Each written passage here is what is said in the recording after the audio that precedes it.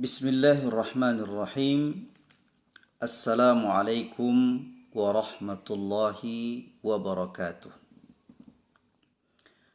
Alhamdulillahi rabbil alamin. Wal aqibatu lil muttaqin.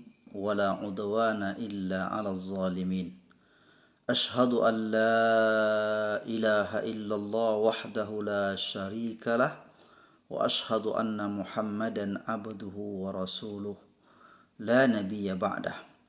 Allahumma fasalli wa sallim wa barik wa an'im ala nabiyyina wa rasulina wa habibina wa qudwatina wa sayyidina wa maulana Muhammad wa ala alihi wa ashabihi wa man tabi'ahum bi ihsanin ila yaumiddin.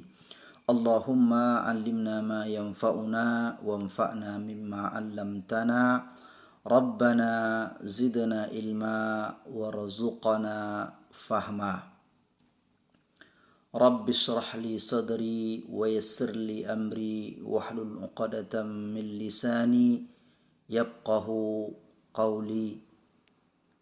Allahumma asrif 'anna al-bala wal ghala wal waba wal mihan wa su'il fitan ma zahara minha wa ma batan wal fahsya wal munkar innaka ala kulli syai'in qadir.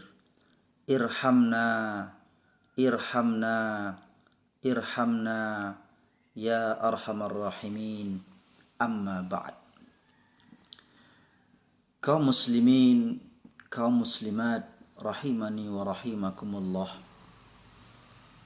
Pada kesempatan yang berbahagia ini kita akan melanjutkan tentang syarat wajib puasa.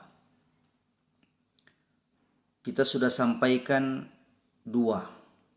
Yang pertama Islam, yang kedua baligh. Adapun yang ketiga, syarat wajib puasa itu adalah berakal. Sebahagian kitab ataupun para ulama menggabungkan keduanya.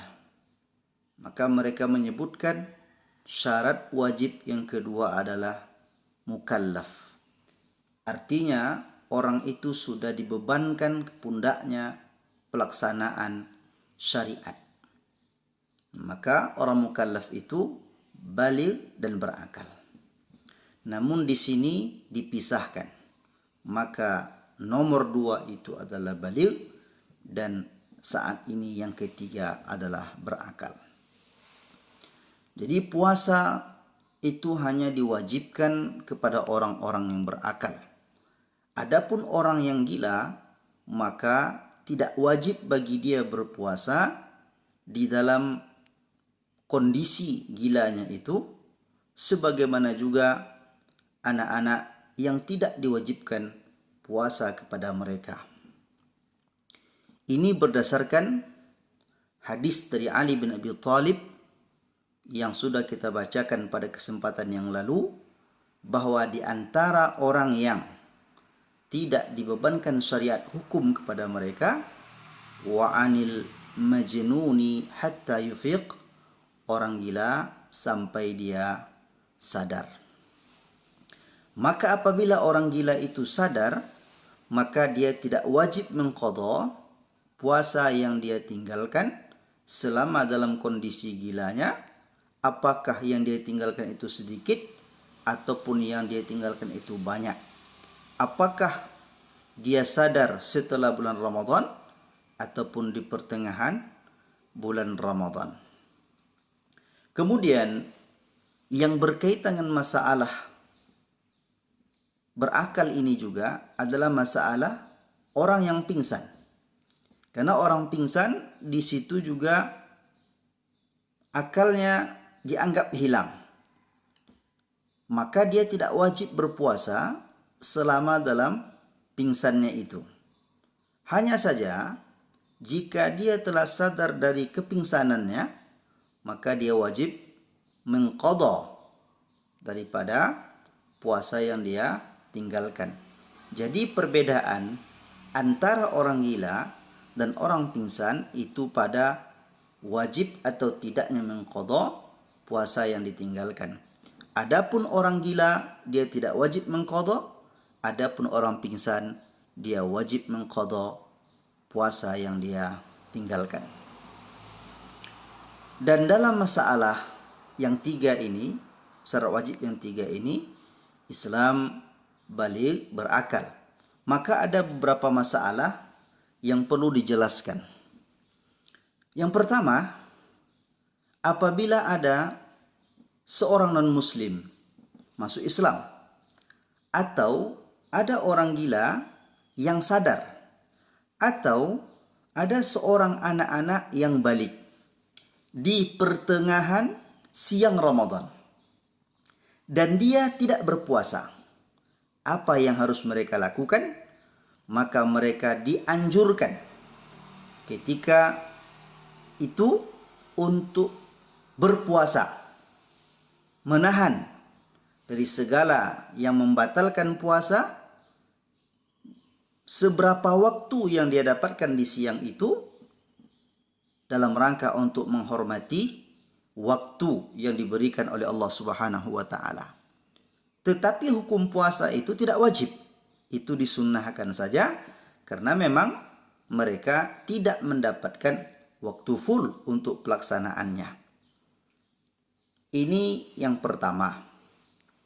Masalah yang kedua, jika ada seorang anak-anak yang dia berpuasa, kemudian sampai di pertengahan Ramadan, di pertengahan siang Ramadan,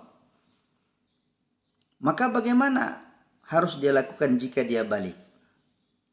Maka dia harus menyempurnakan puasanya pada hari itu, karena dia sudah termasuk orang yang diwajibkan dalam pertengahan pelaksanaan ibadah, maka dia mesti menyempurnakan puasa yang dia lakukan pada hari itu. Itu yang kedua. Yang ketiga, masalah orang yang tidur. Karena orang tidur kita juga tahu, mungkin kita anggap dia juga tidak punya akal pada saat itu. Kenapa? Karena dia tidak tahu apa-apa. Namun para ulama mengatakan dalam mazhab Syafi'i bahwa tidur yang bahkan mungkin menghabiskan waktunya dari pagi sampai tenggelam matahari itu tidak membatalkan puasa. Kenapa? Karena dia masih termasuk orang yang diperintahkan untuk melaksanakan ibadah puasa, dengan alasan bahwa dalam harta dia masih berkuasa. Artinya dia masih punya wilayah kekuasaan terhadap hartanya. Kemudian sholat masih wajib bagi dia, dan memang kalau dia tertidur ataupun tidur panjang, maka dia wajib mengqadha sholat yang dia tinggalkan. Namun demikian, kalau dia tidur sepanjang waktu, tentu banyak mudarat dan banyak kesempatan beribadah yang dia tinggalkan.